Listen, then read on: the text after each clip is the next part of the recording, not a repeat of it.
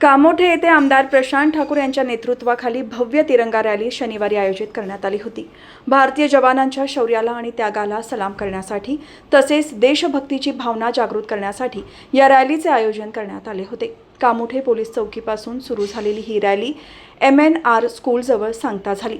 या रॅलीमध्ये पनवेल महानगरपालिकेचे माजी विरोधी पक्षनेते प्रीतम म्हात्रे, भाजपचे कामोठे शहराध्यक्ष विकास खरत, माजी नगरसेवक अरुणकुमार भगत, गणेश कडू, विजय चिपळेकर, दिलीप पाटील, समाजसेवक प्रदीप भगत, युवा नेते हॅप्पी सिंग, हर्षवर्धन पाटील, सुशील शर्मा, दामोदर चव्हाण, विद्या तामखेडे, हरजिंदर कौर यांच्यासह मोठ्या संख्येने नागरिक सहभागी झाले होते।